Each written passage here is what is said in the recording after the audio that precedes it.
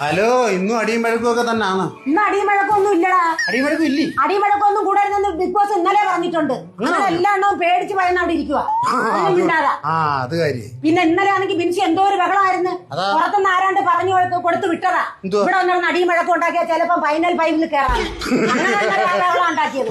ശരിയാ, എനിക്കും തോന്നുന്നു കപ്പ് കൊടുക്കുന്നവരാ പറഞ്ഞു. അതുകൊണ്ടാണ് ബഹളം കാണിച്ചത്. പിന്നെ അതിനകത്ത് എല്ലാരും കാണിച്ചതിനല്ല സ്നേഹത്തിന്റെ വീഡിയോ കാണിക്കുന്നു. സോറി പറയണമെന്ന് പറഞ്ഞു. എല്ലാരും സോറിയൊക്കെ പറഞ്ഞ് പിന്നെ അതുപോലെ തന്നെ തെറ്റ് ചെയ്തതിന് ക്ഷമ ചോദിക്കണമെന്ന് പറഞ്ഞു. അതെല്ലാം കഴിഞ്ഞ് പിന്നെ അവരുടെ കാര്യങ്ങളെല്ലാം അവര് അവിടെ കാണിച്ച പ്രവർത്തികളെല്ലാം എല്ലാം വീഡിയോ എടുത്ത് കാണിച്ചു. എന്തായാലും 7 പേരും അവസാനം നിൽക്കുന്ന 7 പേരും ബെസ്റ്റാ. പിന്നെ ഇപ്പൊ സ്നേഹത്തിന്റെ വീഡിയോകൾ എടുത്ത് കാണിക്കുന്നു. സ്നേഹത്തിന്റെ വീഡിയോ കാണിച്ചോണ്ടിരിക്കും. അപ്പൊ ഇന്ന് അടിയും വഴക്കൊന്നുമില്ല, സമാധാനപരമായിട്ട് പേടിച്ചിട്ടല്ലോ. അപ്പൊ നാളെ ഇറക്കി വിടും മിക്കവാറും. നാളെ ചിലപ്പം മിക്കവാറും എല്ലാത്തിനും നാളെ പുറത്താക്കുന്ന ലക്ഷണമുണ്ട്. ഇന്ന് ഒരാൾ പോകുമെന്ന് പറയുന്നുണ്ട്. ആരാന്നറിയാൻ വയ്യ. ആദിലാണെന്ന് എല്ലാരും പറയും. ആതിരയായിരിക്കും, അല്ലാതെ വേറെ ആരാ ഇന്ന് പോവാൻ?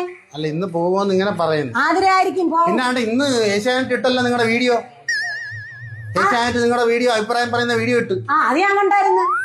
നിങ്ങളെ മാത്രമേ കാണുന്നുള്ളൂ. എല്ലാത്തിനും നിങ്ങളുടെ മുഖം മാത്രമേ കാണുന്നുള്ളൂ. എന്നെ ആരും കാണുന്നില്ല. നിന്നെ അടുത്ത വർഷം ബിഗ് ബോസിൽ വിളിക്കുമ്പോ നിന്റെ മുഖം കാണാൻ ഞാൻ ഇവിടെ ഇരുന്ന് നിന്നെ ഇതുപോലെ കുറ്റം പറയുന്നത് നിനക്ക് കണ്ടുകൂടെ, കേട്ടുകൂടെ? തിരിച്ചു വരുമ്പോ അതിന് കാത്തിരിക്കുവോ നിങ്ങൾ? അതിന് കാത്തിരിക്കുവോ? നമ്മളെയൊക്കെ ആരാ അതിന്റെ അകത്ത് വിളിക്കുന്നത്? ആരെങ്കിലും വിളിക്കും. എന്നെ 10 പറയാന്ന് പറഞ്ഞ് നിങ്ങൾ കാത്തിരിക്കേണ്ട. അതെന്തായാലും വിളിക്കൂടാ, വിളിക്കും. പിന്നെ വിളിക്കാതെ എന്നാലും നമ്മളുടെ ഈ വീഡിയോ ഇത്രയും ഉയരങ്ങളിൽ എത്തിച്ച് നമ്മളെ ബിഗ് ബോസിൽ പോയി ലാലേട്ടനെ കാണാൻ പറ്റി. എല്ലാ നമ്മുടെ പ്രേക്ഷകർക്കൊക്കെ നന്ദിയാണ് കേട്ടോ പറയാനുള്ളത്. ഏഷ്യാനെറ്റ് മാക്സിമം നമ്മൾ എത്രയും ഇതാക്കി കാണിക്കുക, അതുപോലെ കാണിച്ച്. കാര്യം ഏഷ്യാനെറ്റിന് ഇതൊരു പ്രശ്നമല്ലേ? ഓരോരുത്തർ പറയത്തില്ലേ നമുക്ക് കാശ് തന്നിട്ട് ഏഷ്യാനെറ്റ് അതല്ല. ഏഷ്യാനെറ്റിനോടും ലാലേട്ടനോടും പ്രേക്ഷകരോടും എല്ലാവരോടും നന്ദിയുണ്ട്.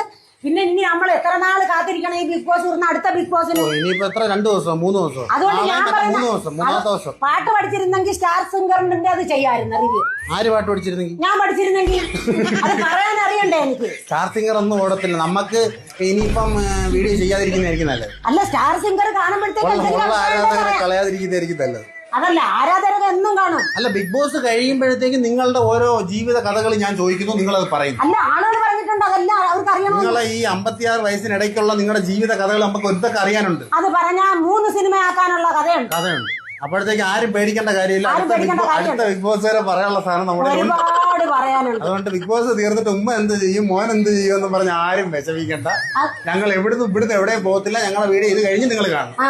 നിങ്ങൾ ബ്രോസ്റ്ററിന്റെ 2 പീസ് നീ സൂക്ഷിച്ചോ.